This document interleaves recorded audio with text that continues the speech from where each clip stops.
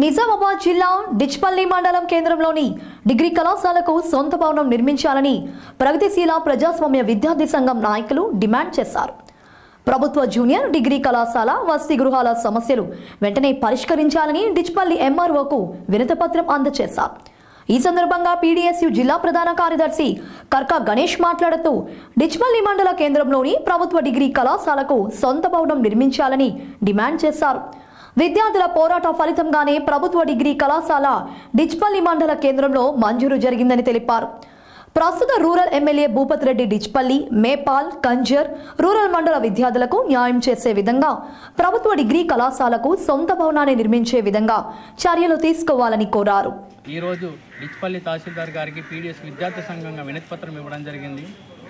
గత ప్రభుత్వ నిర్లక్ష్యం వలన విద్యా రంగ సమస్యలు పేర్కొని పోయినాయి. అదేవిధంగా ఇప్పుడున్న ప్రభుత్వమైన విద్యారంగ సమస్యలు పరిష్కరించాల్సిందిగా మేము పీడీఎస్ డిమాండ్ చేస్తూ ఉన్నాం.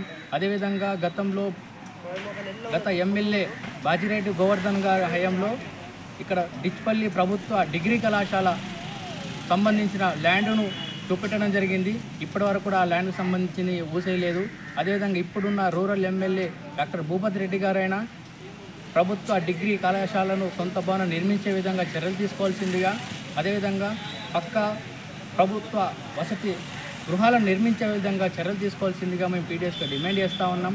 అదేవిధంగా ప్రభుత్వ జూనియర్ కళాశాలలో డిగ్రీ కళాశాలలో మధ్యాహ్న భోజన పథకాన్ని అమలు చేయాల్సిందిగా మేము పీడీఎస్గా కోరుతున్నాం.